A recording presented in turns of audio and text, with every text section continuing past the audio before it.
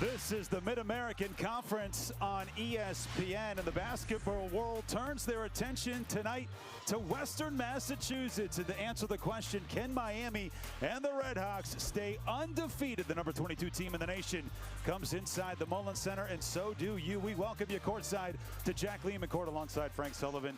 I'm Jay Barnum. Frank, great rematch of a game that was just a 2-point finish out at Oxford earlier this season. The story in the MAC and really in college basketball this year has been Miami. Well, they have been the it team in the MAC all season long. Now they are the it team for college basketball in the country, leading the country in scoring, leading the country in efficiency. But the Minutemen played them to a 2-point game in Ohio earlier, and they were very impressive. 10-3 at home on this floor. Take a look at our players to watch for Miami, a potential all-league player in Peter Suter. Peter impacts the game from all angles. He's an efficient scorer. He plays to contact at all times. He can score from deep. He's an excellent guard rebounder, but as I said, efficiency is his thing, and he is one of the top 5 players in this MAC conference. For Massachusetts, man, we have learned who Leo Bedial is and the impact that he can have on a game. Well, the Italian center is having a career year for the Minutemen, doing so much in the low post area, sets up so well, takes contact even better, has efficiently scored the basketball, very good in the pick and roll, good hands, good finishing. He too is playing at an all-league level this season, most of it in that low post area. Oh, some juice in the building here in Western Massachusetts. Take a look at the coaches in this one. Head coach Travis Steele in his 4th season at the helm of Miami. He's committed to wear a Speedo for Selection Sunday if his team remains undefeated and wins the MAC tournament. And head coach Frank Martin, 350 career wins. Some work to do for the Minutemen to be a top 8 team in the league and play in Cleveland for the auto bid. Both coaches came into their jobs at the same time, the same hiring cycle 4 years ago. Both coaches had sub-500 seasons in their first year. Coach Martin, of course, had 20 wins in the second year. Both of them have elevated their programs after coming from power conferences in their previous jobs. Massachusetts in the white, Miami in the red, and away we go. Top offense in the country. We'll start off with the basketball. We'll get to the starting 5 for this one, as Miami and UMass have been very accustomed to similar starting 5s across the season. The 3 off the mark, but an offensive rebound and then tracked down by Banks, who then throws it off the face of Brant Byers, and UMass gets their first possession. Here's Banks for 3. Already seeing it now, Jay. Both teams want to go early in the shot clock. Both teams want to play with pace. Both teams want to play with space. As you can see, Miami, 2 guys in the corners, get the space concept going horizontally. Into the post, and Woolfolk is able to lay it in for the first bucket tonight. Take a look at the UMass starting 5. 21 consecutive games with this same starting 5. Bunch of Iron Men. They've been durable. They've been available. They've been consistent. Just a great opportunity to play together for a sustained period of time. Arbuccia inserted into the lineup as a starter in a win against Oregon State down to the Virgin Islands, which seems like seasons ago. Doesn't it? And here's Hankins Sanford off the dribble. Both teams will be man-to-man in the half court. Nice left hand by Hankins Sanford. Gotten so much better at attacking the rim off the dribble. One thing to note here for Miami, Luke Skaljak did not play in the first matchup between these 2 teams. Missed that game, but has been back in the starting lineup. And now the big man, Antoine Woolfolk, tries to kick it out. Deflected by Jinge. 8 on the shot clock, and Suter draws the benefit of the whistle. And this is going to be the key today, talking with head coach Frank Martin here at UMass, saying, look, if they're going to win this game, they have to keep Miami off the free throw line. They gave up 42 free throws in the loss on Friday against Akron. And in the first game in Ohio against Miami, Miami shot 38 free throws. Minutemen only 17.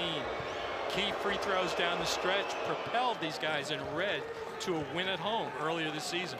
Suter so good, 75% from the free throw line. Tough cover for anybody.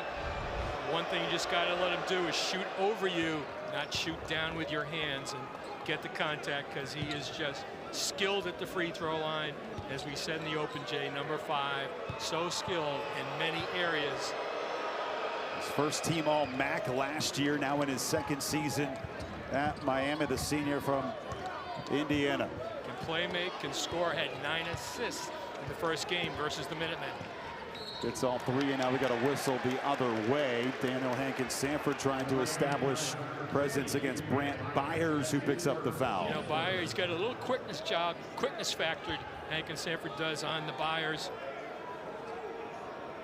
As we can see, again, Redbirds in man-to-man on the baseline out of bounds play. They'll stick with it. Minutemen will play zone on their baseline out of bounds plays. Carbuccia left open for 3. He takes it back rim, and the rebound poked and then kept alive by Suter into the front court. And chase down those long rebounds on the 3s.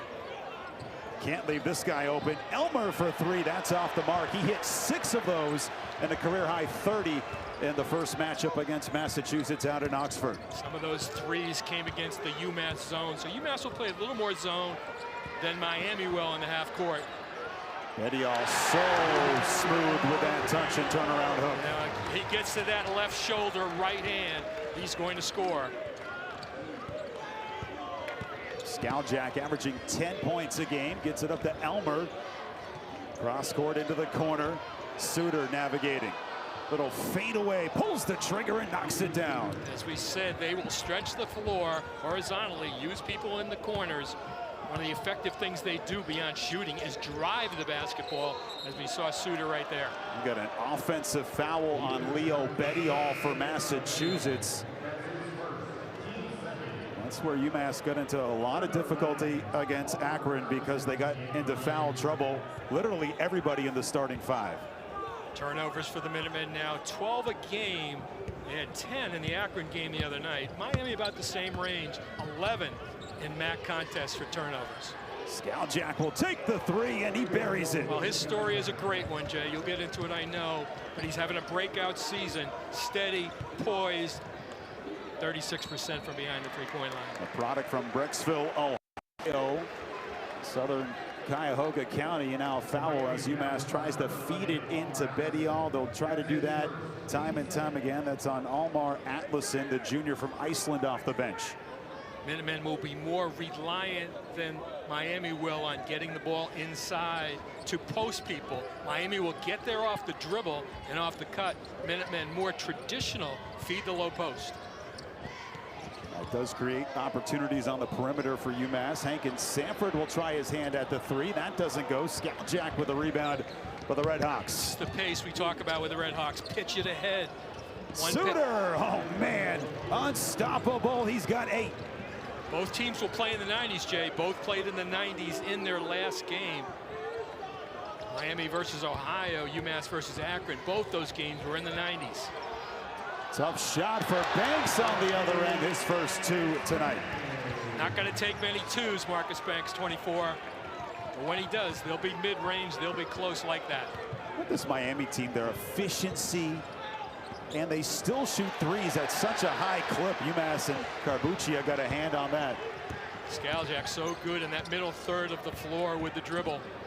Carbuccia tough take, and an offensive foul called will send us to the media timeout. So Danny Carbuccia picks up his first foul, and a good start here for Miami University, trying for win number 26 in a row. Suter and company off to a good start.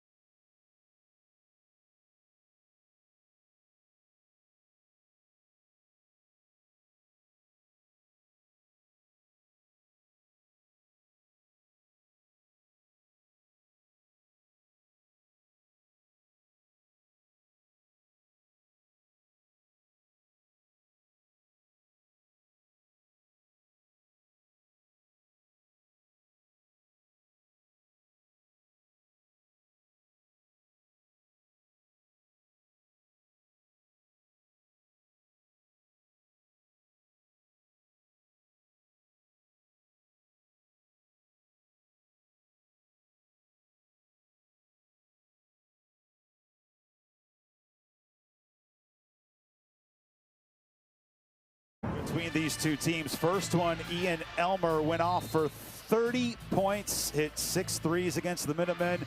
Through all that, a double-double for Leo Bedial. And the Minutemen had a chance to take the lead late. That was KJ Parker with a look for 3, could not get it to go. Miami, you know, they hit the free throws down the stretch, and they stay perfect. They've dodged a couple this year. A last-ditch effort for UMass to no avail, but a tremendous matchup and just the 4th all-time meeting between these two programs. Minutemen led by 4 at the half. They led for over 30 minutes in that ball game as well. But you said, Jay, Leo Bedial, 22 points, 16 rebounds, 8 on the offensive end. Minutemen had an outstanding offensive rebounding game and had 10 more shots from the field. Suter, little floater, left it short, but the back tap stays alive, and tracking down the loose ball is Bedial for UMass. Bedial had 16 rebounds in that game, and UMass turns this one over. And an issue a little bit early on, 3rd turnover for the Minutemen in the first 4.5 minutes. A very up and down game the other night against Akron. Only had 10 in that ball game, so their ball security has been very good. That Akron team not too bad either, huh? Oh man, Top of the league, scoring points. Miami and Akron at the top of the MAC standings, and the backdoor cut is rejected by Jaden Jingay. Atlason had a look. Now KJ Parker off the bench.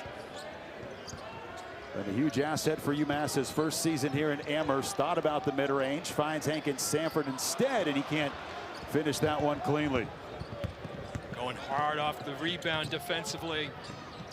Tough take, and again Jingay gets in the way of Brant Byers. Minutemen can get some numbers here if they get all 5 guys down in position. Bedial down low to DHS. Just good spacing by the Minutemen. They had the numbers in the break. Miami didn't match up particularly well. Good big-to-big passing. Good transition offense for the guys in white. A little bit of a quiet game on Friday for Hankins Sanford out in Akron.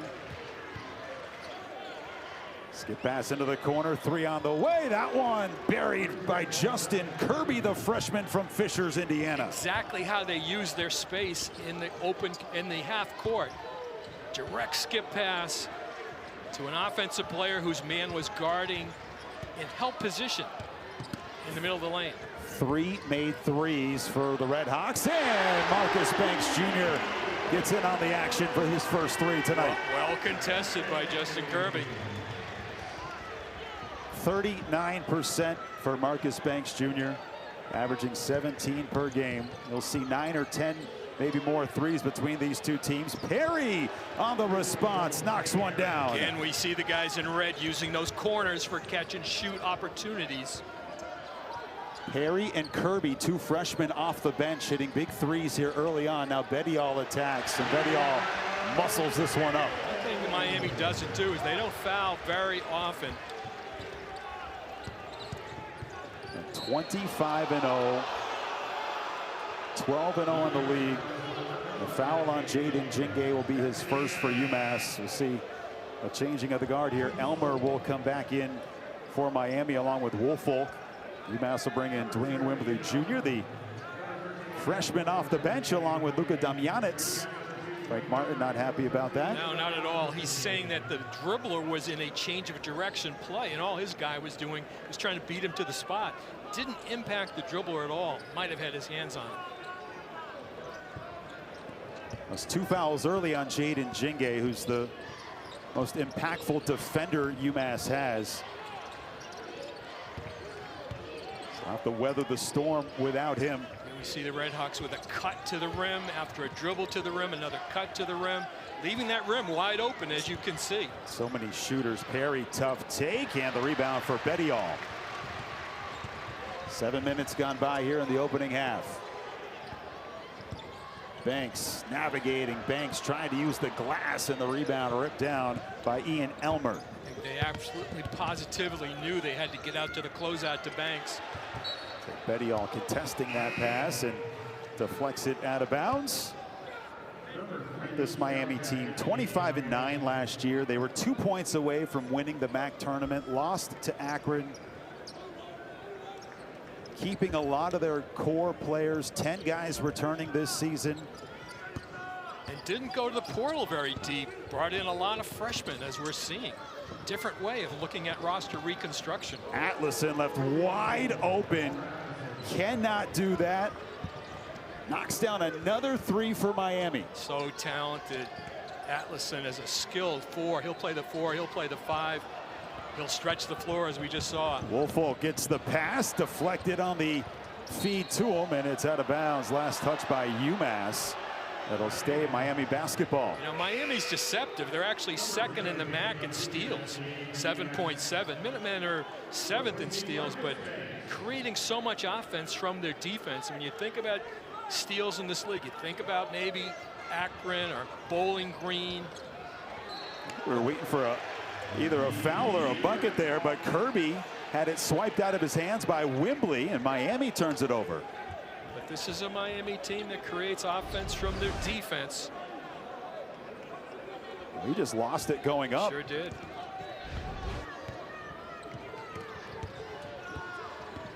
You can see they'll let you move the ball on the perimeter. Another deflection steal opportunity there. That's 5 turnovers now for UMass. Skaljack gets in the lane.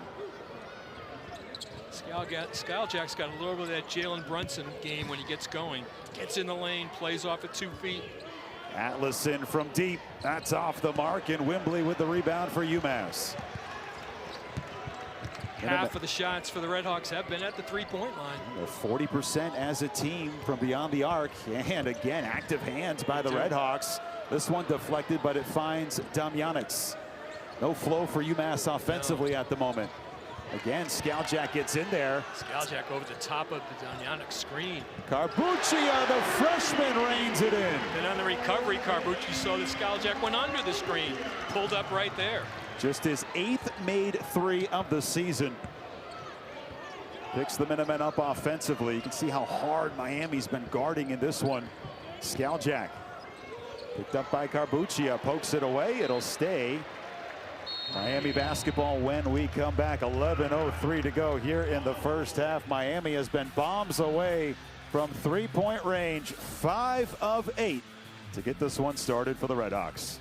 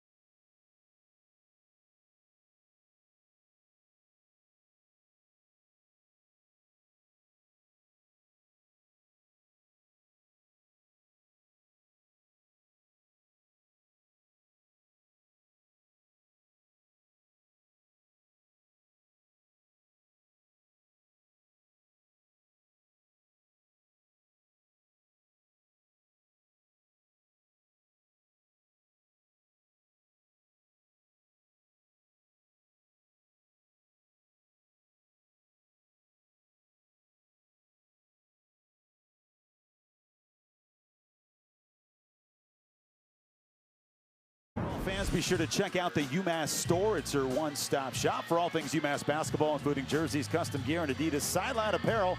Visit us in the campus center or online at umassstore.com, the official outfitter of UMass Amherst Gifts and Apparel. And UMass Athletics and Amherst Brewing have come together to create the Mass Lager, a crushable lager. Brew the local Valley Malt Pilsner and lightly dry hopped with Mosaic hops. Try it today at your local Hangar Pub and Grill, or find it at your local liquor store. We're certainly seeing the best of UMass tonight. The spirit group's all here. The band in full force. Students coming out big time. That juice in this building for quite some time. Miami University head coach Travis Steele says, hey, we're everybody's Super Bowl at this moment. They're getting everybody's best shot. And he talks about it. We've embraced it. We are embracing it. This is what we do. There's no pressure on us. Oh, yeah, there might be. But he's saying they're pretty strong and even-keeled about approaching it day by day. You know, going into the break, you talked about their defense. They need to get better at it. There was consensus that they had lived off their offense for so much of the season. Consensus that if they're going to go into March, defense has to get better. You're seeing it tonight, Jay. How about this inbound play, finding the shooter in Suter, but he can't connect. Tremendous look there for Peter Suter. UMass caught a break. Now KJ Parker on the other end. He'll pull from 18. That one's good. He is so smooth at the mid-range jump shot. Sure is, and especially when they close out to him and he's got to go with a dribble inside that three-point line. Effective, smooth is the operative word, Jay. The first bucket for Parker. Now Carbuccia picks up the foul. That'll be his second. See, already 5 team fouls for UMass with 10:37 to go here in the first half. This is just a good job using his dribble skills. Look at that. Bring him inside the three-point line. I've got a mid-range pull-up. So effective with it. Men are not afraid of playing the mid-range game at all. He had 31, a career high against Coastal. The drive and kick for Elmer. Right idea for Miami. Looked like they had the 2 right there, though. UMass played a triple overtime game against Coastal Carolina in the MAC Sun Belt Challenge. Good matchup for Marcus right now. Parker working on Elmer, finds the slashing Hankins Sanford, deflected out of bounds with 9 on the shot clock. Absolute right look. Daniel Hankins Sanford saw his man was ball watching as he set up in the corner, and a good back cut to the rim. Bettiol will come back in, picked up an early foul. 6 to get a shot off. Now 4. Bettiol, does he recognize? 1. That one touches rim, and the putback. No for Wembley. DJ Wembley, so good all season long, trying to retrieve second shots. Scaljak, tough 2. He can get his own shot at all 3 levels. He can beat you off dribbles. He too has an excellent mid-range game. 47% from the floor for Scaljak. A couple of buckets for him. Here's Marcus Banks. Here's Suter. Pete Suter again showing what else he does. He's a two-way player, offensive players on the floor. And the ability to pass, but he's also got a nose in there for offensive rebounds. Deep 3 for Scaljak. That one's off the mark.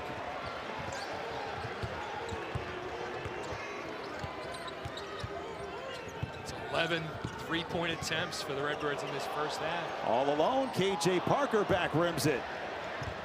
Kept alive by Hankins Sanford. Second chance for the Minutemen.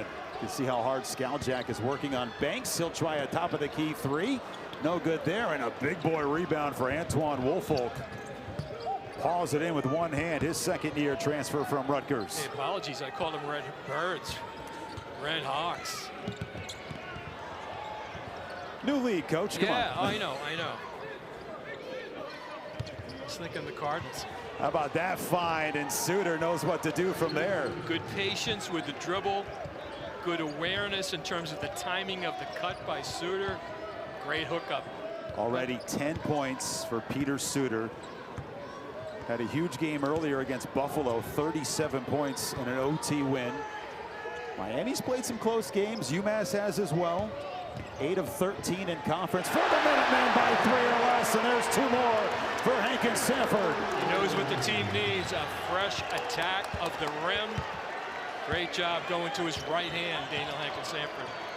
6-point lead for the Red Hawks. Drive in the dish to Elmer, who finishes it off. Simple stuff with a back cut by Elmer, getting behind the defense.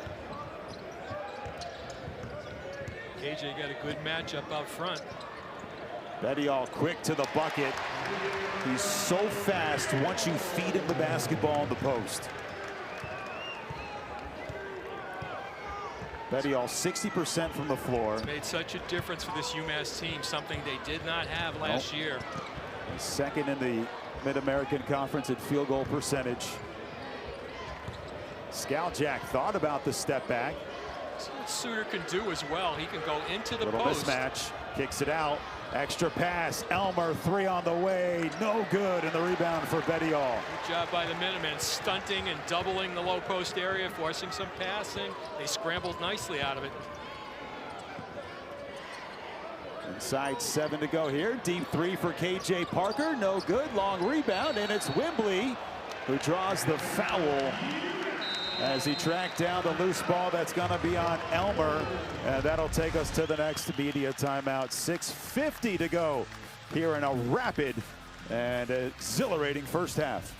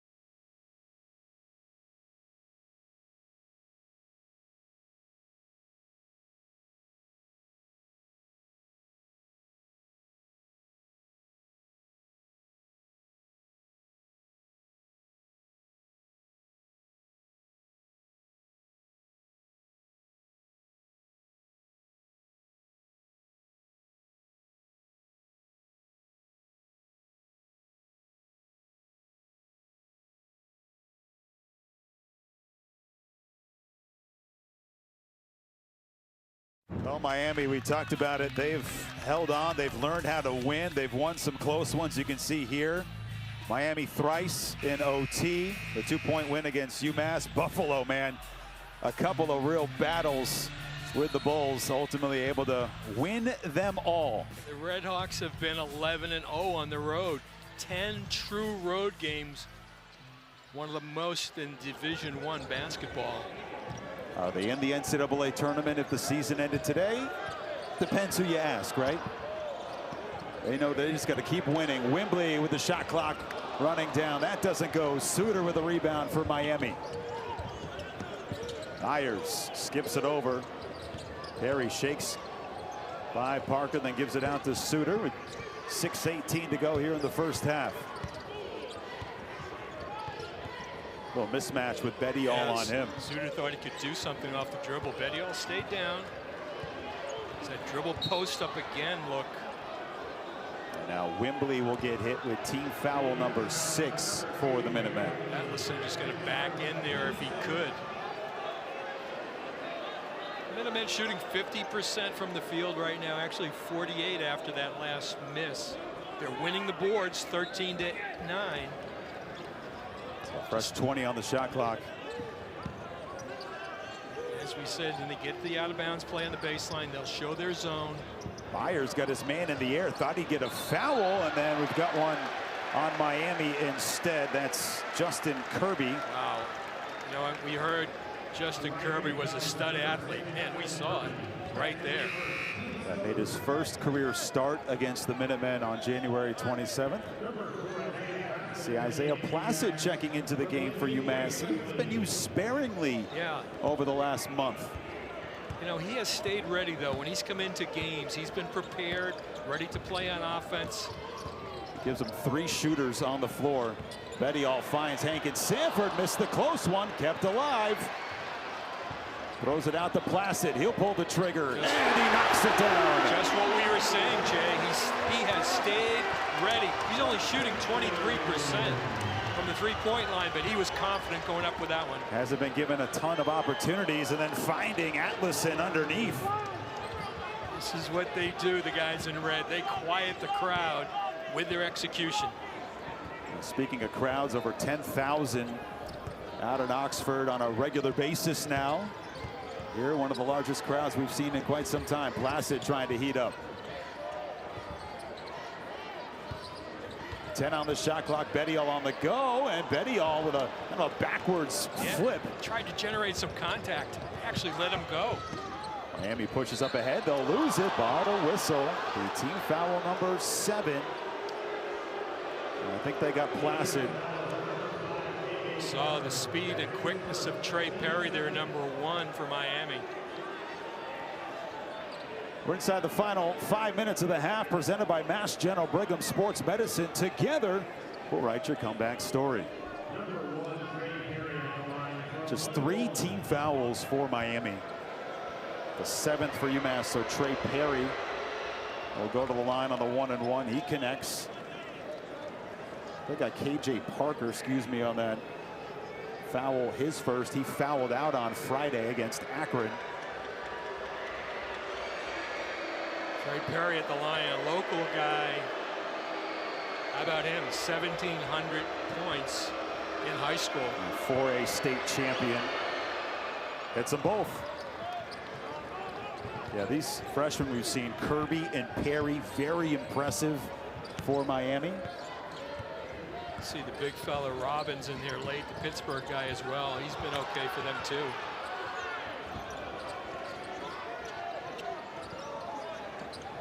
See, they're giving him a lot of space.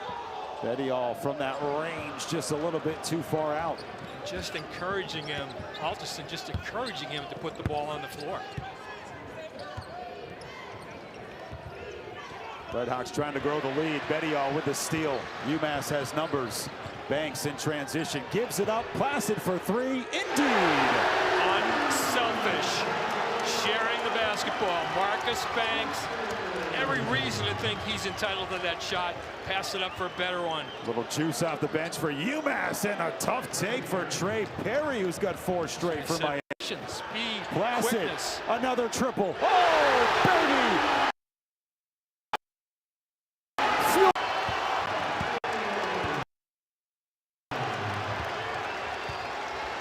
34-31. Inside 4 to go. Byers from deep, and he once again will silence the crowd. Tough-minded logo style 3 by the guy from Pennsylvania, Chambersburg, Grant Byers. MAC freshman of the year a year ago. Byers 10th in points per game, 7th in three-point percentage, you name it. It's a huge triple for him after UMass got the crowd involved. Now Banks gives up the 3, settles for the floater off the back rim. Loose ball picked up by Perry, who's had a great first half. Just a handful of minutes. Kirby lets that one go. Bettiol with the board for Massachusetts. UMass out rebounding Miami at the moment.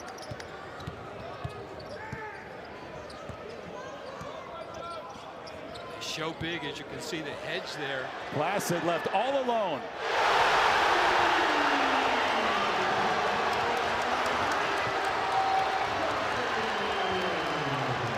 Four threes off the bench for the D2 transfer from Eckerd College.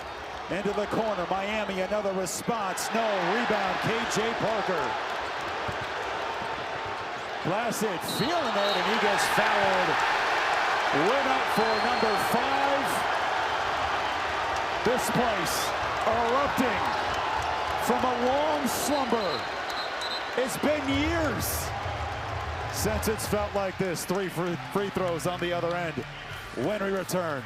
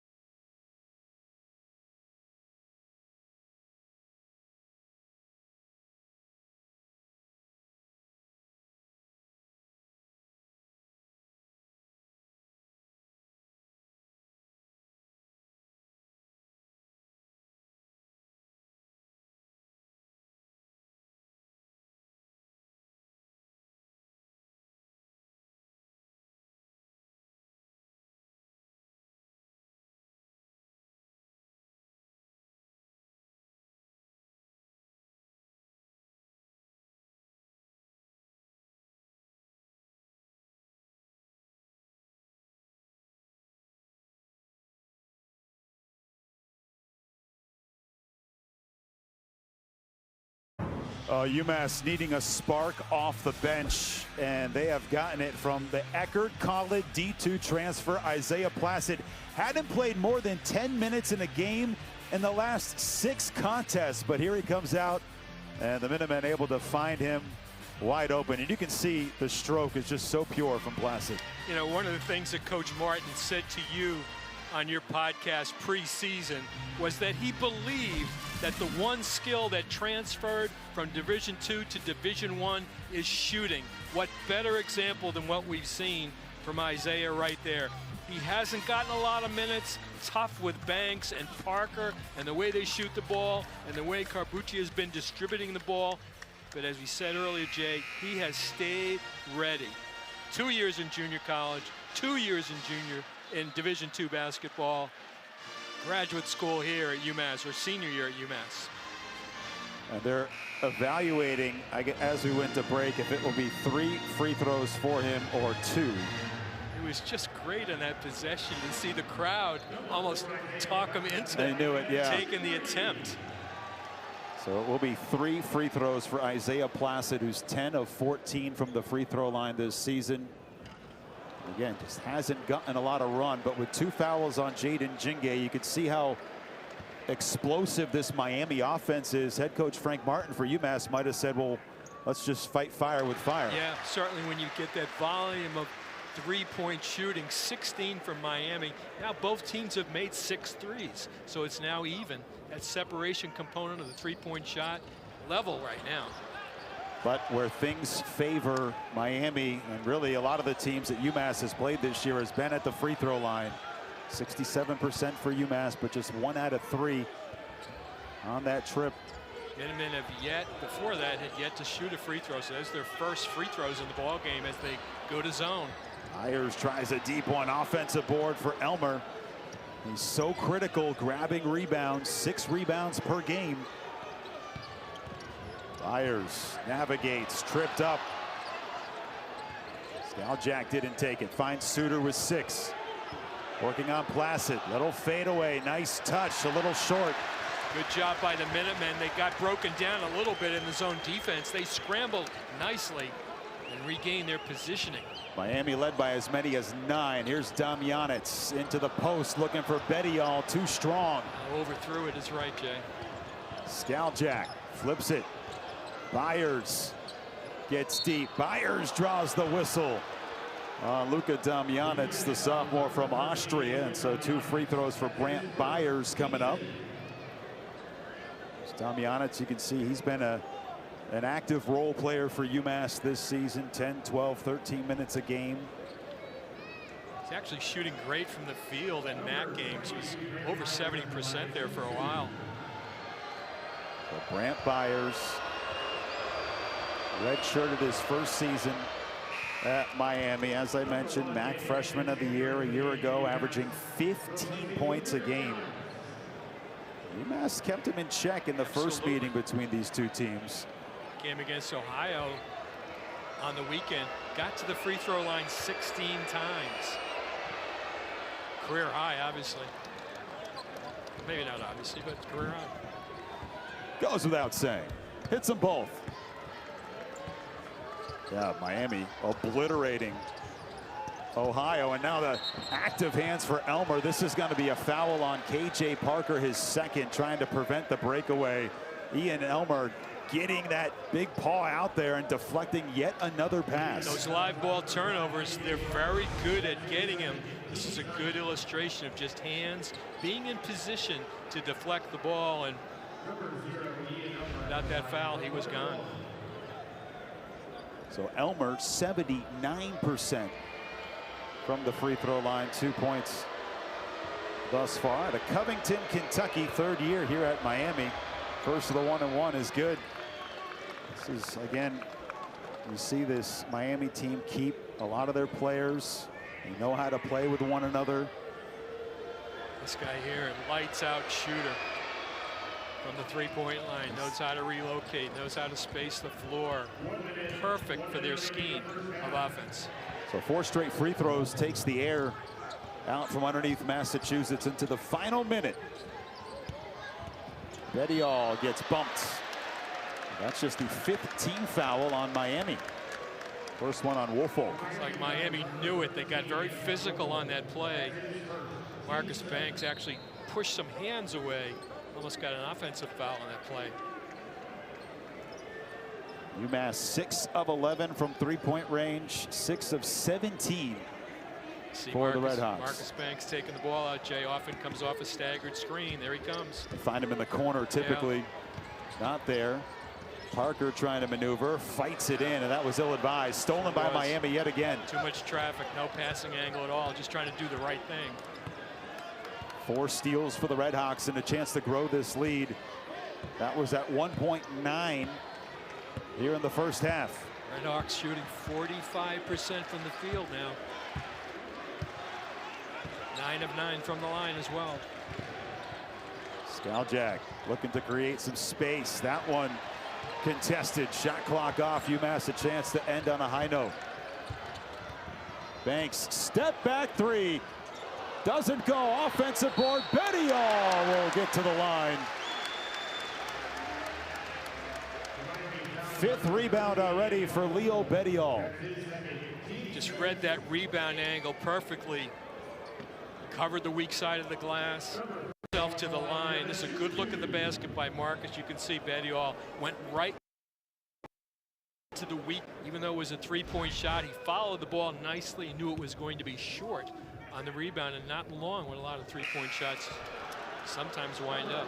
Second foul on Woolfolk, and Bettiol misses just his first trip to the line. When UMass was in the non-league schedule, Bettiol was getting there 10, 12. Oh man, he's at like 180 attempts right now for the season. Significant jump from any of his years at Abilene Christian, the last 3. So Bettiol was 7 points in the first half and a chance here for Miami. Left too much time on the clock, 4.6. Both teams do have the use it or lose it timeout. Minutemen move the press up a little bit so there's nothing taken in the backcourt. And Skaljak stepped out of bounds. Coach Martin will use the timeout here and get a good play in. You could see Skaljak trying to fight up the sideline, and he was shadowed by Hankins Sanford and stepped out of bounds. One thing that Skaljak does to get into a shot, he's lefty, goes hard with his right, and he comes to the crossover to get to his left hand. So he might have been thinking that I can beat this guy up the sideline with my right hand, I can cross over to my left and get an end-of-game jumper, end-of-half jumper. We go back to the first meeting on January 27th at Millett Hall in Oxford, Ohio. UMass had the lead over Miami 47-43. Not as many points here in the first half of this one, but the pace has been nonstop. Yeah, absolutely, Jay. We're going to be in the 90s for sure tonight. Who can make defensive stops, I think, is going to be a part of this. And you're already seeing the difference. 9 of 9 for Miami from the free throw line. 2 of 5 for UMass.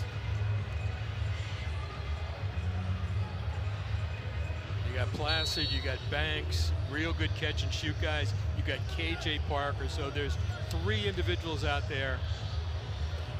Interesting dynamic. Coach Steele not going to let them get any momentum.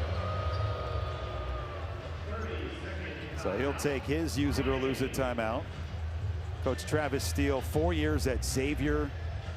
His team won the NIT his last year there, and apparently not good enough. Half brother of Coach Gross at Akron. Those 2 teams, 1 combined loss at the top of the MAC standings this year. He's an Indiana guy. He's a Hoosier. Went to Butler. Started in high school in Indianapolis as well. Went to Ohio State as a graduate manager. Wabash, was at Indiana as a video guy. So he has worked his way up through the ranks of college basketball with a little bit of high school in there. 77-46 in his tenure at Miami. Takes that timeout. Now 2.9. Suter will be on the ball as they drop Tyler Robbins back. He was the one on the ball initially before the timeout. They're talking where the 3-point shooters will be. UMass trying to find Placid. They do. 2 seconds. Placid leans in, and it's just askew, and that'll take us to half. Got a good look. got an absolute good look. Marcus Banks was coming off a flare screen. Not so sure he was open. Isaiah, good job looking into the goal. Oh, Placid with 13 to lead UMass. Suter with 10 for Miami. The fans fired up here, but the Redhawks showing why they're one of the best in the country. We'll tell you where the standings are, what the schedules mean, and what we got coming up when we return. Halftime from the Mullins Center. 41-36 Miami over Massachusetts.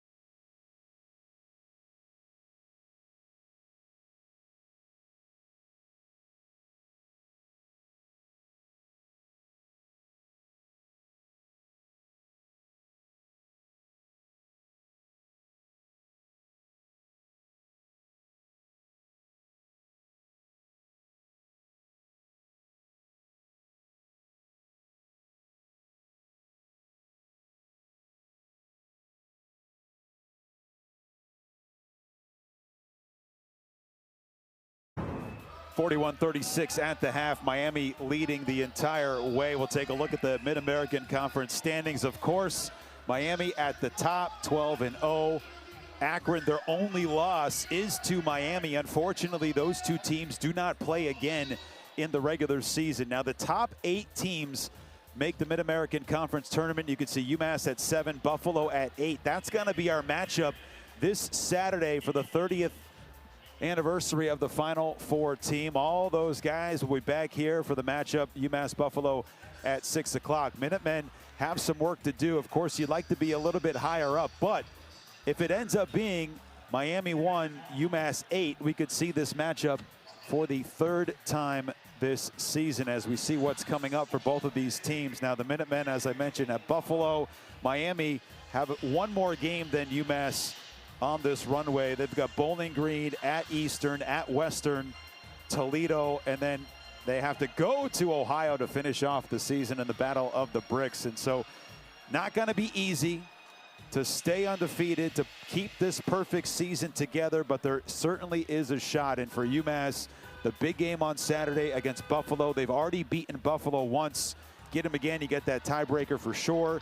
Have to go to Ball State, have to go to Bowling Green, who beat UMass in OT, and then Ohio comes here in what was a 3-point game out in Athens earlier this season. So a lot of fun down the stretch for both of these teams, and who knows, come tournament time out in Cleveland. But the big game, the 21st this Saturday. Also tomorrow night, women's basketball will take on Toledo. They're coming off a huge win against a previously undefeated Miami women's team in conference play. We'll talk about that and more in the second half. Take a break here at the halftime. 41-36 Miami over the Minutemen.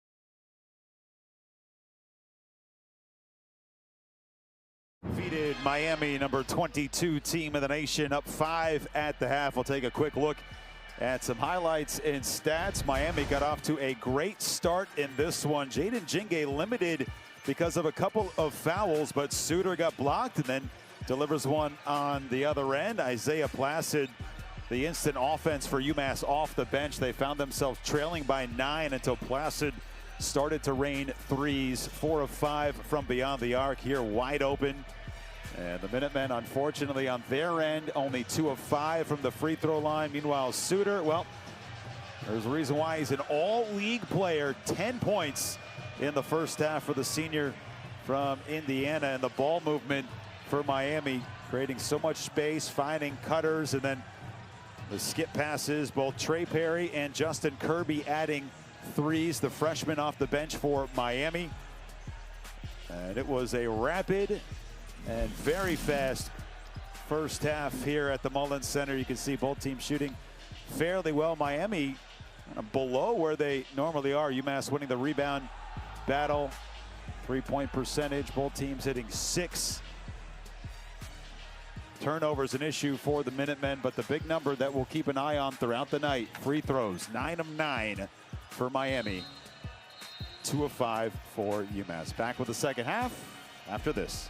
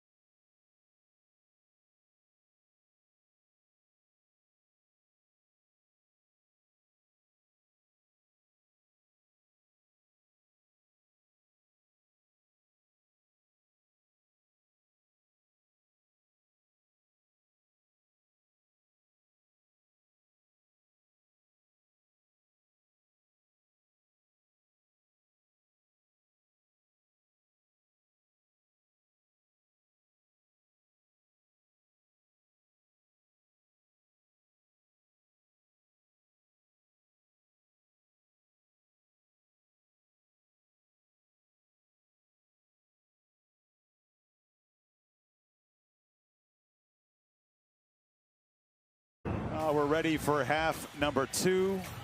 Miami ranked for the first time since 1999. You remember that team, Wally Zerbiak? I do indeed. Charlie Coles, I think, was the coach. Made it to the NCAA tournament. Long Island zone, Wally Zerbiak. Sweet 16 run. UMass has not defeated a ranked opponent since 2014 when they took down New Mexico in the Charleston Classic. Miami up at the half. They had a 9-point lead in the first half. UMass has not led. Good news for both teams. Not a lot of foul trouble. 2 fouls early for Jaden Jinge. Comes back in for Massachusetts. 2 fouls for Danny Carbuccia. A couple of fouls for Antoine Woolfolk for Miami. Students are fired up. Here we go. Half number 2. Carbuccia entering today 168 assists. Does not have one in this contest through the first 20. Minutemen, as always, trying to go inside the big number 3. How good of a job Miami's done on Marcus Banks, trying to find Jinge deep in the post, and Hankins Sanford was not ready for that tight quartered pass. UMass turns it over on the first possession of half number 2. Yeah, unfortunately gets them to 9 turnovers in a game where guys in red are not turning the ball over. Fortunately for UMass in the first half, with those 8 turnovers, only 5 points they for only Miami. Average 12 turnovers per game. Suter downhill. So Miami did a good job spreading the scoring, and Byers got loose. He'll pick up foul number 3 on Carbuccia. Byers just a good job going over the top and losing his defender to open up. And as course, as always, the lane is always open for Miami, and he gets a nice opportunity there to get himself to the line. How well do they move without the ball? They're good cutters. As you saw there, if you deny them, they'll back cut over the top as they try to hand off. Highly skilled at ball handling. Their floor game is highly skilled, and obviously their three-point shooting is elite. With this many spot-up catch-and-shoot guys who can go 39% or above. First free throw miss of the night for Miami. And UMass will keep Carbuccia out there with 3 personal fouls. Banks is being grabbed and held and trying to get a call or 2. Suter is all over him. Oh, yeah. Lock and trail is the terminology, Jay. He's doing that. He's locking to him and trailing him off of all his screens, and now he's just face guarding him. 4 to get a shot off. Jinge shoves his way to the bucket. Jinge can't complete it, and the rebound for Byers.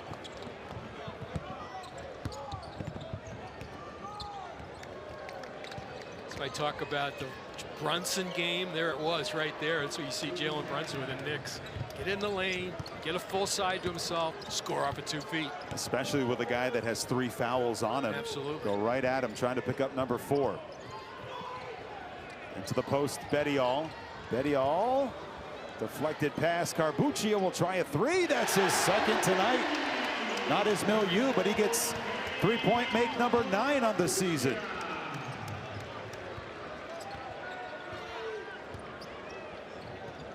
There's going to be shots at other positions because, as you suggest, they're guarding Marcus Banks extremely hard.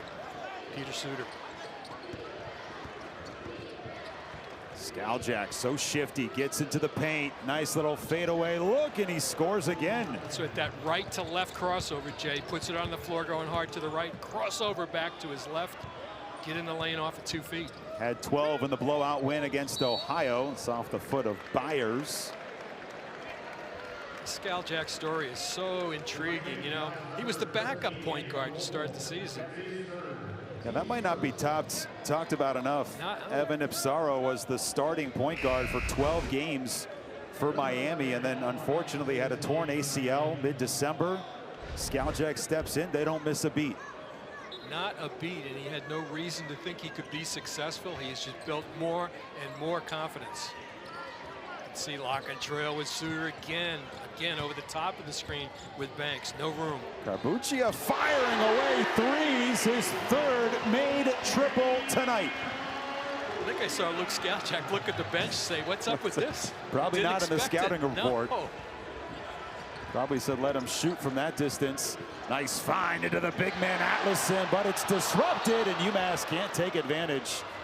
2 players going for the ball. Atlason through some contact. It'll stay in Miami possession. Yeah, 50-50 ball.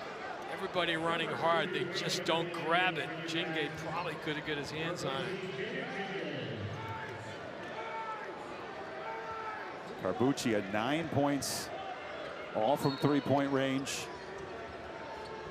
Nice inbound right to Suter. Maybe a little contact, couldn't complete it. A good inbounds play from Miami. Carbuccia the hot hand.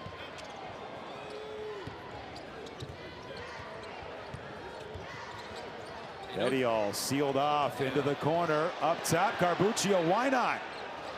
Magic runs out, and the rebound for Elmer. Forced the extra pass out of double teaming the post. Came out quick, spot up, look at the goal for Danny Carbuccia. You hit 3, you get another chance, right? Yeah. Size matchup. Oh, Atlason, nifty move right around. Yeah, mouse in the house on Carbuccia. There's one thing that we don't talk enough about with Miami. They understand matchup basketball as well. And they run through concepts that take advantage of matchups. Beautiful job right there. Atlason comfortable from the exteriors. A nice take for Dwayne Wembley Jr. his first 2 tonight. Minutemen got to string some stops. I know it's a big challenge, but somehow got to get some stops. It's been the focal point for Coach Frank Martin for the Minutemen. Skaljack hounded, nowhere to go, and do they get a timeout? They do. So Miami gets the timeout. That'll take us to the media with 15:57 to go. Redhawks up by 4. Their ball when we come back.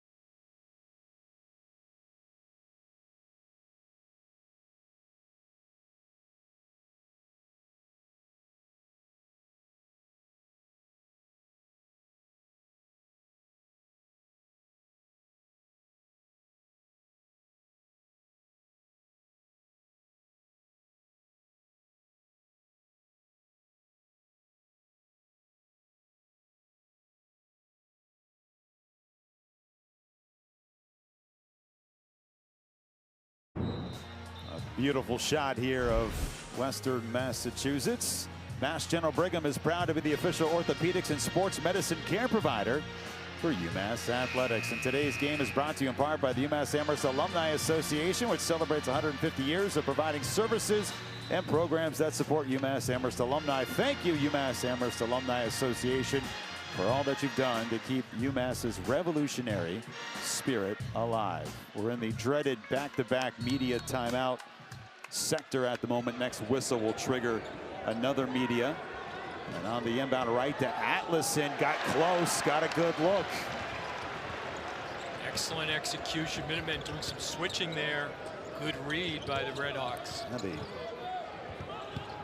baseline inbound for Miami has been locked in. Bettiol driving. Bettiol, do they got it? They'll count it. Carbuccia with a terrific pass to the rolling Bettiol. All right, so Bettiol with 2 and a chance to make it a 1-point game.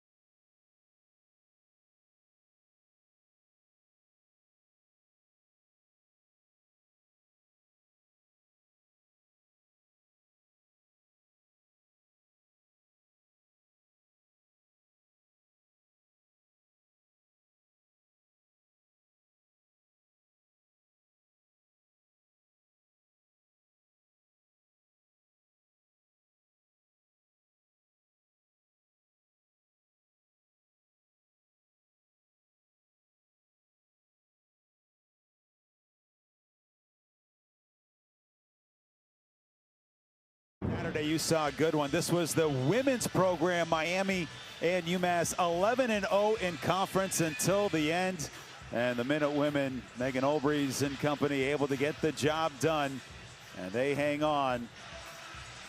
A raucous crowd here for that one, too. And the Minute women 10-2 in conference. Miami 11-1. And as I mentioned, the Minute women tomorrow take on Toledo here at 6 o'clock.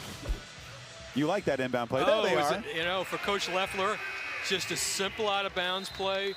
Have Megan set a screen, bring the cutter to the corner, have Megan move up the line just a little bit in the post, lob her the basketball, going to her strong right hand. Great finish, great play, great execution. How fun has that team been this season? Get a chance to check them out here tomorrow night at 6 o'clock. Okay, so back-to-back media timeouts. We've put those in the rearview mirror. The foul heading to break was on Brant Byers, his second. Betty All a chance at a three-point play, connects. Double figures for Betty All. We got a one-point game. Minutemen move up in pressing situation, usually retreat back to zone. Miami did a good job against their zone in that first game.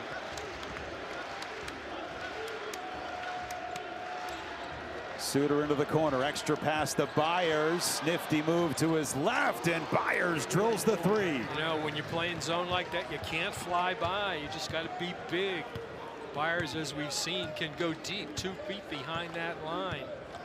Second made three for Byers. And once again, every time UMass has gotten this close, Miami's hit a pretty big bucket. Here's Banks, who's been hounded all night. Tugged and pulled at.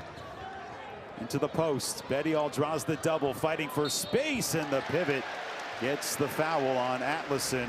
And 2 more free throws coming up for Leo Betty All. So the Minutemen now seeing something did not see in the first game with Miami, and that's double teaming in that low post area when Betty All gets the catch. And this will be big, as you can see. The 4 and the 5 man just creating roadblock to him. Certainly they took away his left shoulder right hand, made him go to the baseline. Betty All now 2 of 4 from the line. He has had 12 games of 20 or more points this season. Abilene Christian. Talk about fines in the transfer portal. This was one. You're going to score points if you've got touch in the post, and that's what Betty All has. 1 out of 2 from the free throw line. Atlason on the move. Atlason bothered, kept alive by Suter, but a foul on Massachusetts. Suter, so tough going after those offensive boards, creates the foul on KJ Parker. KJ just blocking out. The officials saying as he blocked out, he displaced the offensive player. You can watch him down there. Is he displacing him, or is the offensive player going over his back out of his vertical plane? And then Suter for 3, and that's good. What a sequence. Suter gets the foul, then gets the 3, and puts Miami back up by an arm's distance. They're so confident in their baseline out of bounds executions. They've really thrived at that tonight. Betty All twirling again to the bucket, left it short. Miami with the board. Yeah, short-armed it, didn't have to shoot it as quick. He had the height matchup. Skaljack with 2 fouls on Parker, twisting to the bucket, and he lays another one in. Quite a momentum shift for the guys in the red shirts. Got that offensive foul, or the offensive rebound, and then 5 straight. UMass wants a timeout with 13:59 to go. Miami starting to create some separation on really Suter's shoulders in that sequence. Just some good half-court execution. Some diligence in pursuing the 50-50s. And confidence in their game. All 5 players highly confident that they will work through situational basketball. That's what Coach Steele has talked about. We've gotten very good at situational play. Here's where we are, the MAC standings. Miami, Akron, Kent all top of the league. The only loss for Akron was to Miami, as I mentioned at halftime. Those 2 teams do not play each other again this season. There were some rumblings I heard after UMass took Miami and Akron to the wire probably not the team you want to play in the first round of the MAC tournament. I think the word is out for sure. Slow start, have come on with some victories, have been a tough out wherever they've been, and those will be on a neutral floor. And I think that adds to it. Minutemen well respected in their first year in the MAC conference. Both teams with 2 timeouts remaining, and now I think about time cheer from the Massachusetts faithful. Suter grabbing at Marcus Banks, picks up his second foul. Like I said, lock and trail, just chase him down off those screens. Can't grab the shirt though. 8-point advantage for Miami. UMass got the spark in the first half from Isaiah Placid off the bench. We have not seen him here through the first 6+ minutes of the second half. Banks gets the handoff, finds Bettiol. Bettiol goes up and gets fouled. And that's going to be back-to-back fouls on Peter Suter. And once again send Bettiol to the line. Good job by Bettiol and Banks. They went for the dribble handoff. Miami tried to blow it up by just beating Banks over the top of the screen. Leo put the ball on the floor.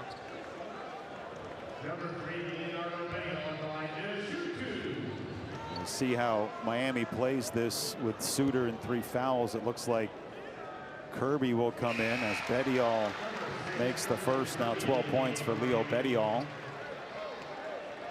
5 team fouls as well, not even at 13 minutes right now. So kind of a mirror image of what we saw in the first half. Suter will take a seat with 3 fouls. Next one for Bettiol. Have been off tonight, and a foul on Jaden Jingay, trying to back tap that. And he'll pick up his 3rd foul. You know, he's so good at that, especially in free throw situations. Jingay has become expert at getting back taps.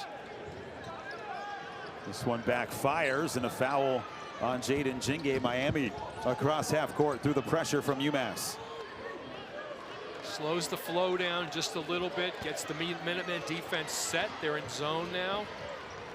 Skaljak with a head fake. Same thing, you can't fly by him when zone. You got to stay up and down vertical. There he drives and dishes. Byers lost it, got it back, and uses the long legs to get close to the rim. Could not convert.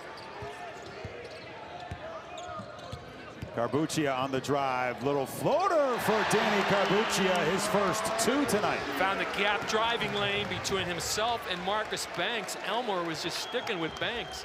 Carbuccia had to keep going in that driving lane. Good penetration. Back to a 5-point lead for Miami. Again, they've slowed the flow down with the press. Miami now just getting set up in the half court. A little bit different look for them. Kirby in the post. We didn't need to leave him to double team. And a foul on Jingay. Looked like Byers was out of control. That's his 4th on Jaden Jingay with 12:38 to play. You're right, Jay. Looked like offensive initiated contact. But I don't think 11 Jingay actually had position on the play. You can see here, not really getting in legal guarding position. The fans here like Isaiah Placid coming off the bench from what he did in the first half. It's always cool being a fan favorite. Skaljak will pull the 3. That doesn't go. Bettiol with the rebound, his 9th of the evening. So Minutemen need stops, 1-shot possessions on the defensive end. Little 2-man game for Carbuccia. Does that so well. Second assist tonight for Danny. Eyes up, great vision, good dish off. He's so good at that. Atlason, nice ball fake, kicks it out to Byers. He's got that range, off the mark, back tapped, Banks with the board. The zone has bothered Miami. Carbuccia seeing an angle again, got denied by the rim, but he'll get 2 free throws on the foul on Elmer. And the Minutemen trying to fire this place up like it's 1996. Life in the building here in Amherst. Free throws at the line. When we come back, we got another good one going. UMass and Miami.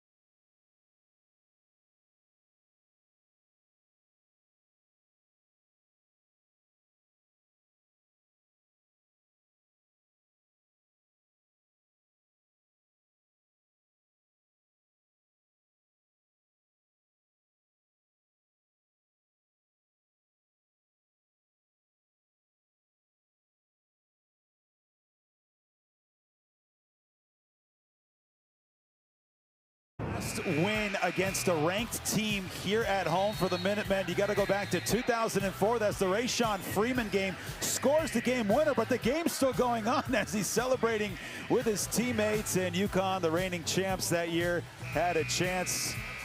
Ultimately came up short. The Minutemen won that game. They got off to a great start with Rashawn Freeman. There's the court storm.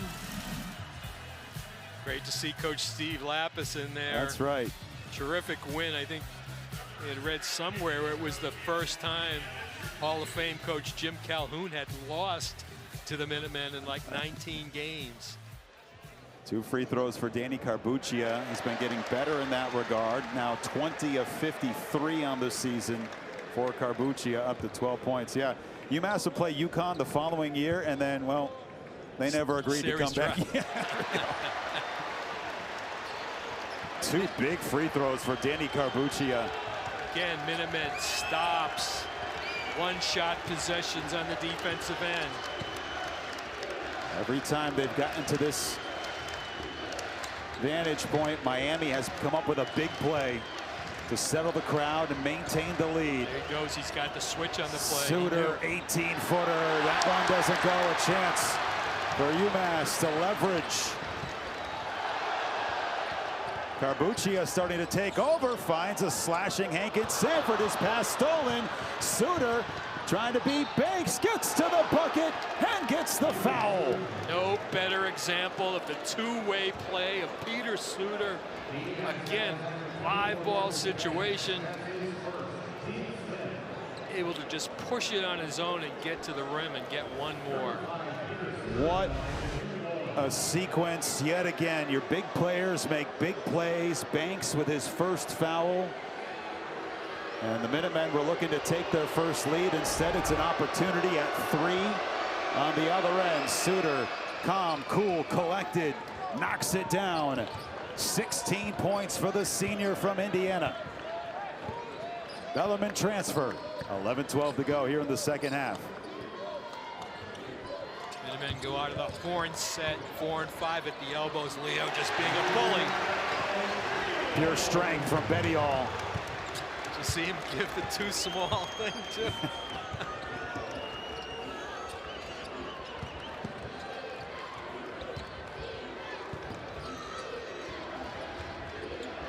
Again, this is where they're poised, the kids in red.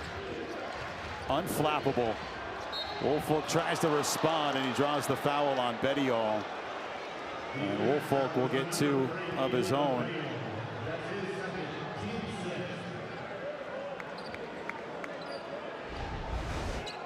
There's Leo in this good dribble move to his strong right hand. I'm not sure the you haven't led all game, and yeah. you like the passion. Woolfolk Absolutely. misses the first one. Haven't heard this name called quite a bit, but Antoine Woodfork, as a Cleveland kid, is a strong, physical guy. Double-figure scorer, has trouble scoring tonight. Only 2 points so far. I played 60 games over 2 years at Rutgers. Gets 1 out of 2. A teammate with Noah Fernandez at Rutgers as well. So back to a 3-point lead for Miami.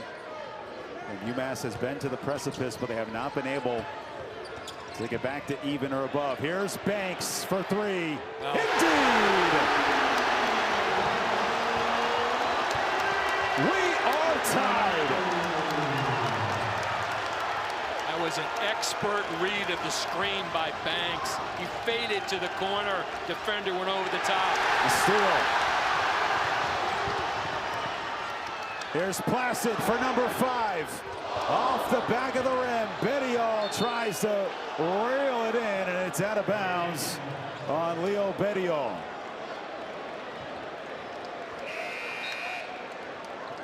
Crowd tried to urge that one in for Isaiah, but give him credit. Feeling good about his jump shot. This is where Miami has been able to stay unflappable throughout the entirety of their perfect run. And a whistle off the ball is going to be on Miami. Or no, they got that on Bettiol. I think he pushed the screener, Jay. I think quite see it, but screen was set. Just an offensive foul you don't, a defensive foul you don't need. A little bit of play acting. Well, he initially pointed at Woolfolk, but that'll send on the 17th foul a 1-and-1 for a 60% free throw shooter. Huge here for Miami, who's 12 of 14 from the line tonight. Missed it all. Good momentum swing for the crowd as well. They're fired up on Big Y Pizza and Mass Loggers in the student section, and a chance for UMass to take their first lead of the night.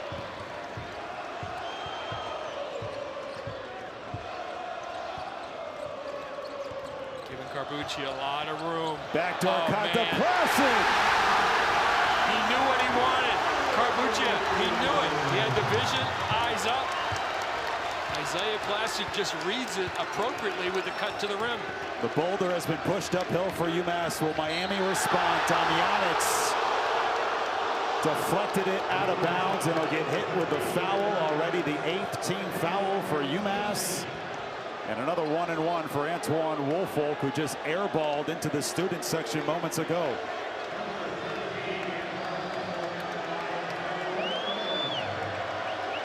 Redemption.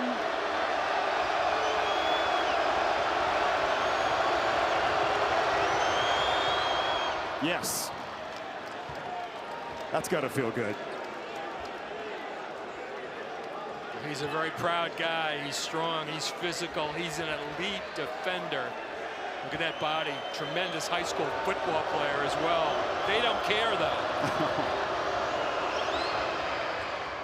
Missed it. Out of bounds. UMass basketball. Not sure if Miami wants to take a look at this. It went into an entourage of players. Miami's uncertain whether or not to challenge it. 9:11 to go. Still plenty of time. If something else goofy comes up, you might want to save that challenge. This is one thing you know with Miami defense. It's going to be man-to-man. They may show some zone. They're not going to press. So as the game goes on, there could be a comfort level here. Clearly making Marcus Banks work. Done a great job on Banks. So a little fadeaway for Carbucci. He's starting to shoot a little bit more for UMass. 13 points tonight. Chance for Miami to go back up. Elmer been quiet tonight, and Banks got a hand on there but couldn't reel it in. Good rotation from the weak side by Banks. Bettiol did a good job walling up to increase the difficulty. But Placid went for the steal. Atlason with an open look. Atlason knocks it down. Simple flare screen, man. He is so good. He is in double figures with 10. 9 made threes for Miami, 9 for Massachusetts. Banks has a window. Banks gets to the window and gets fouled. As he'll go to the line for the first time tonight. They're making Marcus Banks work for all his shots. There's a good illustration how he had to run hard off the screen. He lost Suter for a split second and then got into this dribble situation to attack the rim. That's 3 on Brant Byers, 3 on Peter Suter. Jaden Jingay with 4 on the bench for UMass. Banks misses. Usually sure-handed from the free throw line. Marcus Banks 81%. Bettiol and KJ Parker also with 3 fouls for UMass. You know, only 8 points for Banks. Unusual for this juncture of the game to have single digits, but we've seen him come to life in late game situations.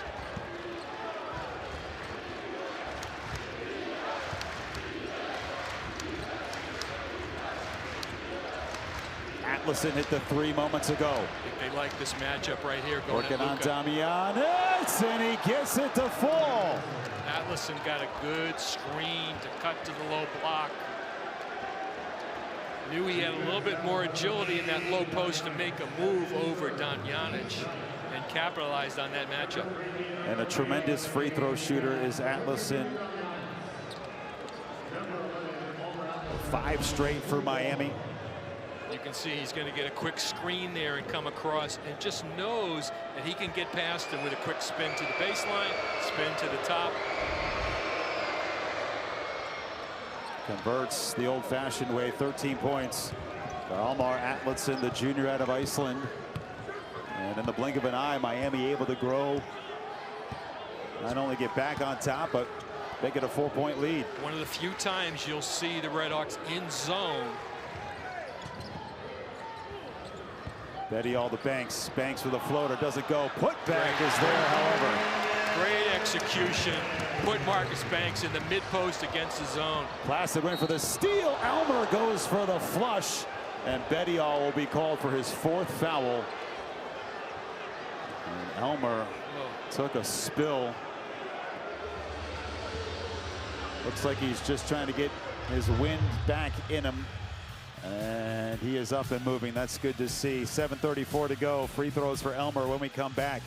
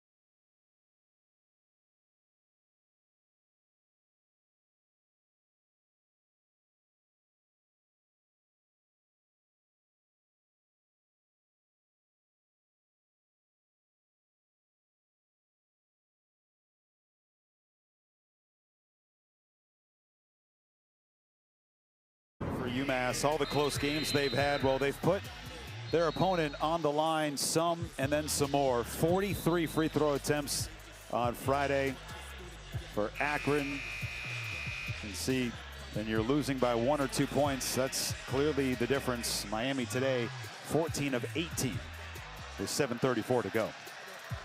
Second half right now, Miami 5 for 9 at the line. Minutemen 6 for 9 at the line. So Betty all picked up his 4th foul.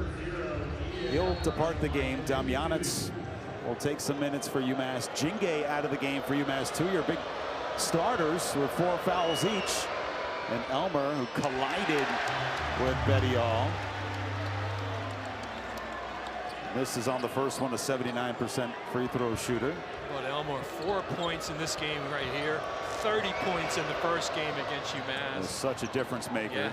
What was the threes? And a lot of those threes in that first game came against zone defense. He was on fire in that first half from behind the 3-point line. Take 1 out of 2. 3-point game. Suter right there. Right, these two guys. What a compelling matchup, Suter and Banks. Carbuccia navigating. Without Betty all, you lose that interior threat. Absolutely. 5 to shoot. 4 to get a shot off. Placid, desperation time. Heaves this one up, and he banks it in! Yahtzee, 5 of a kind for Placid from 3, and we're tied up again. An offensive foul called on Skaljak.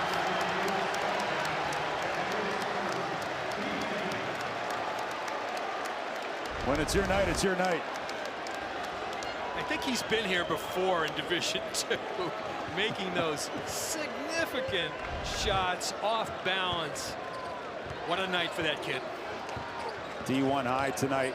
Previous was 8 for Placid. 6:40 to play here in the second half.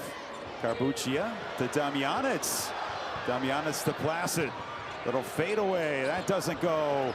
And Suter tracks it down. Another big rebound, his 5th of the night.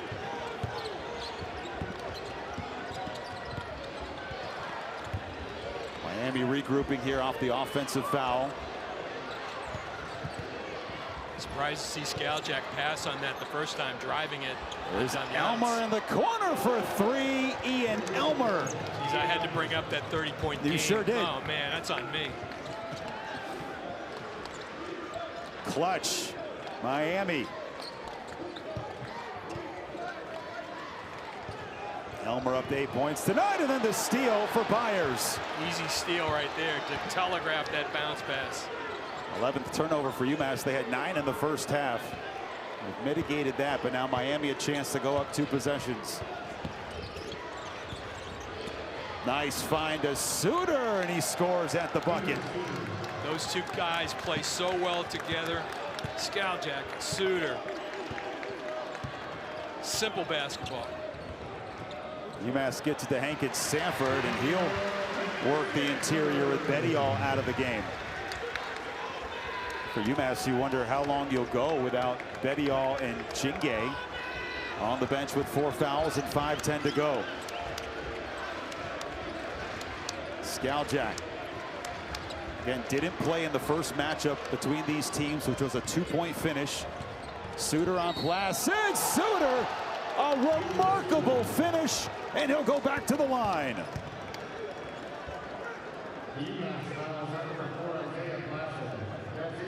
Suter and Skaljak just playing 2-man basketball, set a ball screen, a little bit of an exchange right here. And he's just going to beat his man, Garbuccia. Miss on the handoff denied over the top. Quickness with the first step. Foul on Placid, his first. Suter 20 points. He's 4 of 4 from the free throw line tonight. Just makes winning plays. Automatic. Inside the final 5 minutes. Sent by Mass General Brigham. Together will write your comeback story. Just like that, it's a 6-point lead for Miami. Deep to Bettiol. Terrific job by Bettiol doing the early work in the post. Got right in front of Anton Woolfolk. Created the passing angle. Miami saying, hey, let's get that 5th foul on Bettiol. Yeah. Skaljak brought the ball down. Banks got a hand in there, and we've got a whistle of some sort. A foul on UMass. That's on Banks. 2nd foul for him, and free throws dose the rest of the way for Miami. Yeah. Needed to get his hands on the ball and create maybe a jump ball in that situation. Yeah, because Skaljak brought it down. Yeah, it was there for the taking. You get 2 hands on it.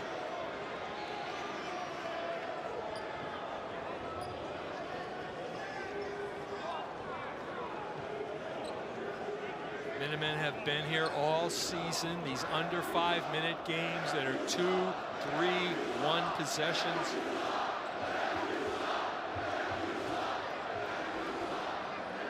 Looks like we got, I think, a little blood for Daniel Hankins Sanford. Dave McCluskey, longtime athletic trainer for UMass, will tend to him, saying, hey, how'd our guy get the foul on him when Hankins Sanford is bleeding? Guys could use a blow for sure. Well, this is a hard played game both ways. He's done a tremendous job with this program. Back to relevance, 25-0. Skaljak 78% from the free throw line, up to 12 points tonight. And if you're UMass, you're saying, look, the free throw disparity once again could lead to the difference in this game.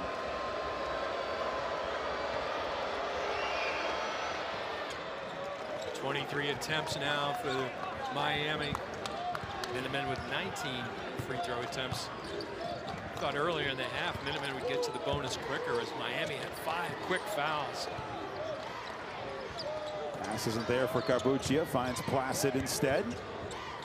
Placid gets his man in the air, and Suter will pick up foul number 4 with 4:10 to go. Placid, good job keeping a pivot foot.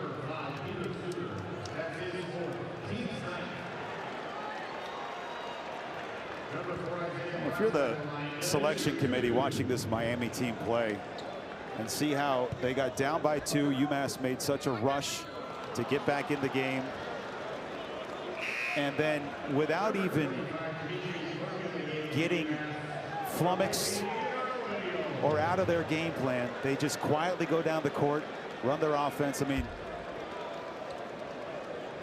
they've been such a tough team to even get an edge on. Well, you use the word unflappable, and I've heard Coach Steele use that same word referring to these guys. Dimitri Clerk for UMass will check into the game for the first time tonight. Placid 1 out of 2. And now he'll take a seat for Dwayne Wimbley. 19 points tonight for Isaiah Placid as Massachusetts high. Wimbley Jr. in there now for defense and rebounding purposes. Skaljack lost it, but right to Suter. It's the 2 of them on that side playing ball. Suter got deep, and Elmer goes up. Wanted a call. It's out of bounds. Last touched. Excellent. Off of UMass. Excellent cut by Miami. Well, Miami will stay with the basketball. Elmer went up for the flush, lost control. We'll have 12 to get a shot off when we come back.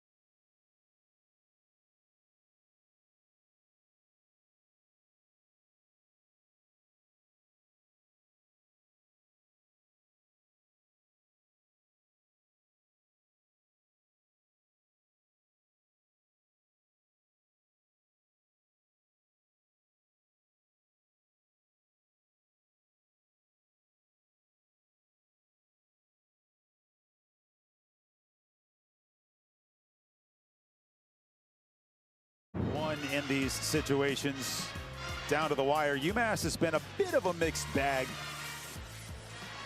coming down to the last possession or 2, and again, not to harp on it, but 10 of 19 from the free throw line tonight. And Coach Martin has talked about situational defense and end of game as being a factor as well. Free throws and situational defense. Nice save for Suter to Elmer with 8 to get a shot off. He attacks and draws the whistle on Hankins. Sanford. Basically, that's his first tonight. Ian Elmer just doing a terrific job saying, I'm going to contact. Let's see what happens. And he gets himself to the free throw line. Elmer hit a 3 2 minutes ago. His first and only to the free throw line makes.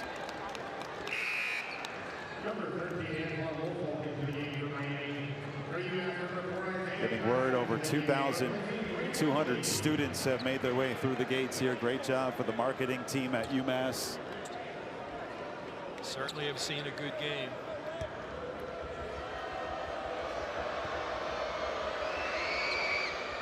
Elmer into double figures with 10.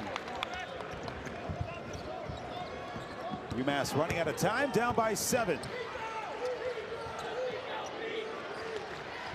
Betty All playing with 4 fouls. There's Banks, a little space that time. Good job defensively by the Red Hawks. A couple screens to navigate. Betty All goes down the lane, lost it, got it back, and a blind shot doesn't go. UMass really ran through the offense on that possession. Miami guarded well. They really did. They were attentive. They were in stances. And now UMass has to guard on their end. They were communicating. This is what Coach Steele has talked about with them. Suter down the lane. He'll get another foul on UMass if it's Betty All. It is. And Betty All out of this game.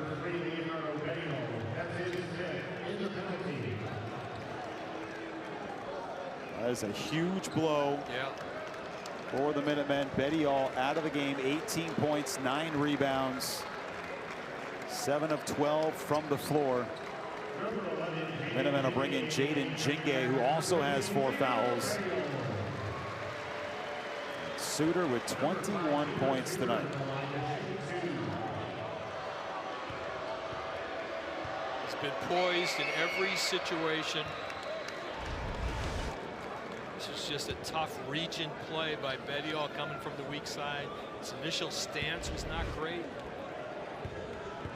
Winds up committing a foul.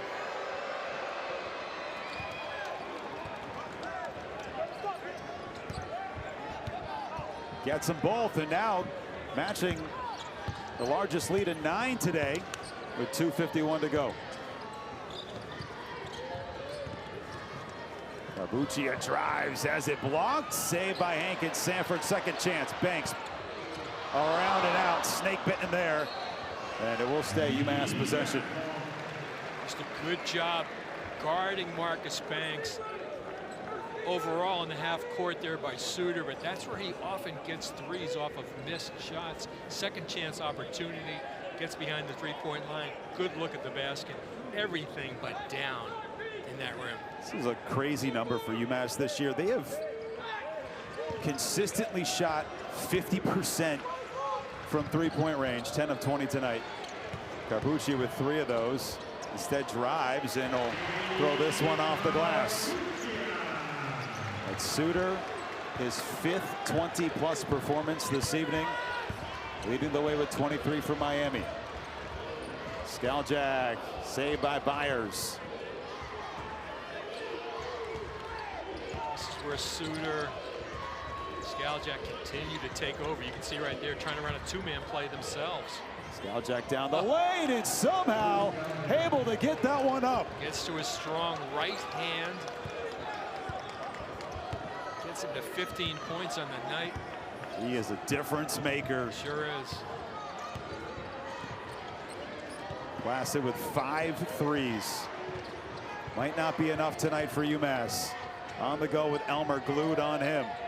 And UMass turns it over. The 12th turnover tonight. Some tough sailing on these late possessions for the Minutemen. Miami content to chop it down. UMass took the lead at the 9:24 mark. And Miami came back down. Suter and, as you said, Skaljak went into that little 2-man game. And a fouling out of Betty All, getting in trouble. Both he and Jinge for UMass, and sending Miami to the line. 27 free throws already. But they've done it as a team. You know, Byers has been quiet tonight, but he's on the court for all of these minutes. Hasn't come out, I don't think, maybe once. Only 9 points. Skaljak, 15 points this evening. First miss from the free throw line. Significance of quality guard play clearly evident. 1 out of 2. Largest lead of the day with 1:18 to play. And again, turned over Miami. His end of game possessions just empty for the Minutemen at this point. Thanks for the foul. We'll send Suter to the line. And it's looking like, as the fans start heading to the exits, 26 consecutive for the number 22 team in the nation. They'll go Bowling Green at home, Eastern Michigan, Western Michigan on the road, Toledo, and then on the road at Ohio, where, as it stands, they are currently favored to win in all of those. You know, they've been as advertised. Unflappable, we'll say it again. Poised.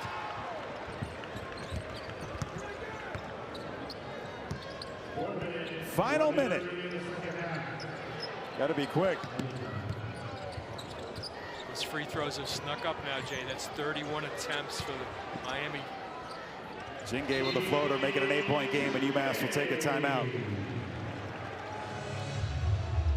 Well, we talked about Miami's prowess and where they stand. Number 1 in the country in points per game. Tops in field goal percentage, 3-point percentage, free throw percentage. And despite the fact that they have played 3 non-Division I teams this season, that will add to some of the stat padding there, but you can say all you want about the schedule, and maybe it's not been as strong for Miami. They're good. This is a tremendous team. It truly is, and you saw it tonight. They have, as Coach Steele, as this has gone on and on and on, I think he's been adamant with the team. We've got to get better at defense. We've got to close out games with our defense. This outscoring people we've done all year, cool, it's fun, we're efficient. But if we're going to win, and we're going to win big at the end of the season, our defense has to improve, and they've been that strong tonight in the defensive end. They've taken Marcus Banks and really made it hard for him to have a game. Got double figures points, but he went 4 for 12 from the field, and he was challenged on every play down the floor. UMass going for the trap, and Elmer would get it across half court. Hankins Sanford commits the foul with 44 seconds to go. Meanwhile, for UMass, there is some separation from where they are in the standings to the teams below them. 5 wins for Buffalo, 4 for Central Michigan. Eastern Michigan winning today, so now they have 4 wins. But UMass will have to win another game or 2 to feel good about where they're going to be in Cleveland. This Buffalo game coming on Saturday, you know, it's a big weekend for the Final Four team coming back. Even bigger weekend for the Minutemen in the standings to kind of move a little bit further away from Buffalo and get one more win. Carbucci, 6 assists tonight. Wembley from the free throw line. That draws iron. Rebound, and this one will be in favor of Miami. The Redhawks 26-0. And the path to perfection remains probable in Oxford. Unblemished through 26 straight. And we'll see if we'll get round 3, UMass Miami maybe in Cleveland. A tremendous contest here tonight. Great crowd. And Miami lived up to the billing. They sure did. They brought juice to the arena, to the gym today, Jay. Juice with the fans, juice with the play, and then found that window of opportunity to kind of separate themselves with some just solid guard play, solid defensive play. Miami undefeated still. They'll see if they can keep it going. We are on Speedo watch for Coach Travis Steele. He'll join us when we come back from the break. They'll set their sights on Bowling Green. Coach, as always, a pleasure. Always a pleasure, Jay. Great being with you. 86-77, Miami still undefeated.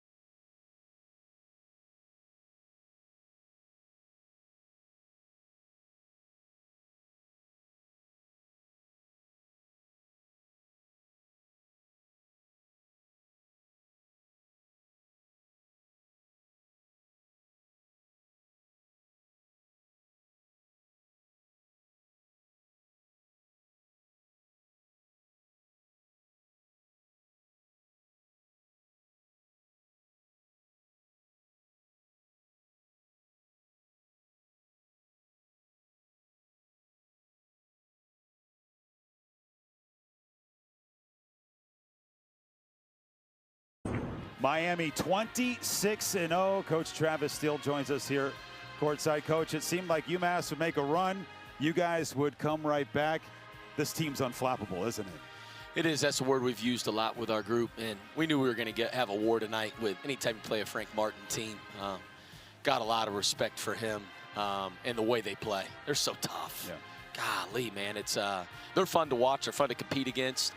But it's like I told our guys, man, they're going to make some runs. There's a great crowd tonight in here, which just makes it a lot of fun, and it's what college athletics is all about, but we always had that response. 7 assists for Skaljack tonight. Didn't play in this first matchup. Yep. What kind of difference does he make for your team? Huge. You know, we're down Evan Ipsaro, who was arguably the best mid-major point guard in the entire country halfway through the year, and he's down with a season-ending injury. Then we lose Luke in that first game, and I'm like, oh, my goodness. But Peter Suter was just such a warrior, and Ian was tremendous, and we figured it out. But he makes a huge difference for us out there. Listen, he is playing at an extremely high level. He's gotten so much better. I'm so proud of him.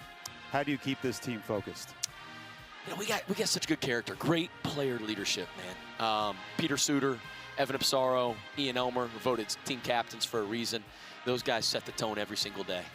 You got your Speedo body ready to go. Still a ways to go, I know. I saw somebody in a Miami uniform with a Speedo behind there. I was like, holy cow. They're coming for you. I got to get in better shape before then. Congrats on staying undefeated, Coach. Good luck the rest of the way. Appreciate it. All right, Coach Steele and the Miami University Redhawks, 26-0.